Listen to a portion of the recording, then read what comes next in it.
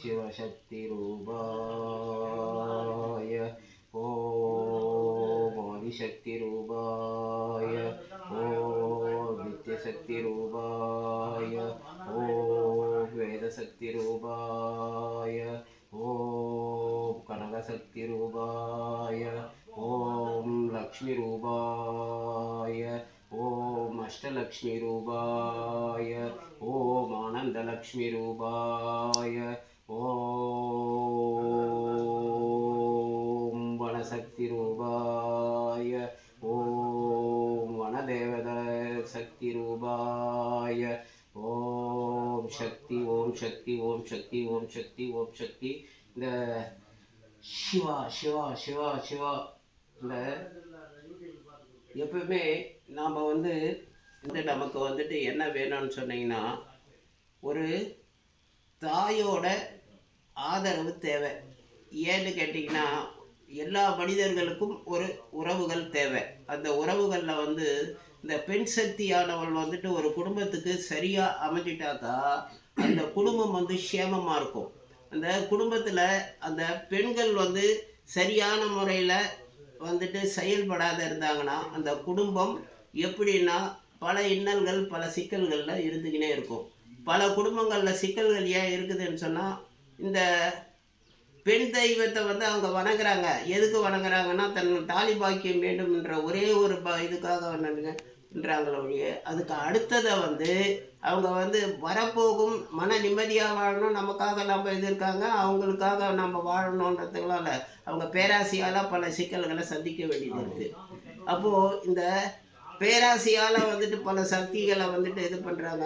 அவங்களுக்கு தேவைக்கு அதிகமாக அவங்க வந்துட்டு எல்லாமே இப்போ ஆசைப்படுறதுனால பல இன்னல்களை அவங்கள சந்திக்க வேண்டியது. அம்பாள் அதெல்லாம் பண்ணலை. உனக்கு கொடுக்க வேண்டியதை நான் கொடுத்து விட்டேன், நீ ஏற்றுக்கொண்டு நீ அதில் நீ சிறப்பாக வாழ்ந்துக்கோன்றாங்க. இப்போ இந்த வன துர்கா கோவிலுக்கு வந்தீங்கன்னா திருமண தடை போகும், ஆனந்தமாக வாழலாம். ரெண்டாவது படிப்பு சம்மந்தப்பட்ட இது சரியாக நடக்கும். ரெண்டாவது உங்களுக்கு வந்துட்டு எல்லா விஷயங்களும் அதே மாதிரி. இப்போது இதில் இன்னொரு இதுன்னா இந்த பில்லி சூனியம் இது இதெல்லாம் இருக்குன்றது இப்போது இந்த அம்பாள் சக்திக்கு முன்னாடி அது எல்லாமே பஸ்மமாக போயிடும். சிவசக்தி முன்னாடி அது பஸ்மமாக போயிடும். ஏன் வந்துட்டு அவர் ஜோதி ரூபமாக இருக்காருன்னு சொன்னாக்கா அவர் வந்துட்டு எல்லாம் வர்றதெல்லாம் நீ என்கிட்ட வா, நான் வந்துட்டு நீ உங்ககிட்ட வர இடர்பாடுகளை உங்களுக்கு கஷ்டம் பில்லி சூனியம் அது இது யார் என்ன பண்ணாலும் மனிதனால் செய்யப்பட்டது எல்லாம் பஸ்மமாக்கி நான் விட்டுடுவேன். அதே மாதிரி வனதுர்கா தேவியோ இங்கே வந்தாக்கா இங்கே வந்து வணங்கிட்டு போனீங்கன்னா எல்லா குடும்பத்தில் உள்ள தடைகளை எல்லாம் நீக்கிடுறாங்க. நீக்கிட்டு அவங்க வந்து உங்களுக்கு ஆனந்தமான வாழ்க்கையை தராங்க. அதனால் நீங்கள் உங்கள் குறைகளை தெய்வத்துக்கிட்ட சொல்லுங்கள். அடுத்த மனுஷங்கிட்ட வந்துட்டு மனிதன் செய்யும் ஒவ்வொரு வேலையும் அவன் சுயநலத்துக்காகத்தான் இருக்குமே தவிர அதை வந்து இதுபாயிடும். அதனால் அம்பாள்கிட்ட வந்துட்டு உங்கள் முறையை எடுங்க. இந்த பர்வத மலைக்கு நீங்கள் வரீங்கன்னா இந்த அம்பாளை வந்துட்டு வணங்குங்க. வணங்கிட்டு இங்கே பக்கத்தில் சப்த கன்னிகள் இருக்காங்க, இது இருக்காங்க, வீரபத்திர கோயில் இருக்காங்க. இதில் வந்து பல கோயில்கள் எல்லாம் இங்கே அங்கங்கே இருக்காங்க. அங்கங்கே இது இருக்கிறதுனால எல்லாரையும் சந்திச்சுட்டு போங்க. நம்ம மலைக்கு ஏறின உடனேயே நம்ம இறங்கிட்டோம்னாக்கா அதில் உள்ள இருக்க சக்திகளெல்லாம் உணர முடியாது. அதனால் இந்த சக்திகளெல்லாம் நம்ம பயன்படுத்திக்கணும். ஏன்னா ஒரு சாப்பாடுன்றப்ப வந்துட்டு பல பொருள்களை வச்சு கூட்டு பொரியல் அது இதுன்னுட்டு 10 தடவை வச்சு எல்லாத்தையும் சாப்பிட்டா தான் நம்ம சாப்பிட்ட மாதிரி திருப்தியாக இருக்குது. அதுபோல் வாழ்க்கையில் வந்துட்டு எல்லா சக்திகளையும் நம்ம உணர்றப்ப தான் அதை வந்துட்டு நம்ம வாழ்க்கையில் சந்தோஷமாக வாழ முடியும்.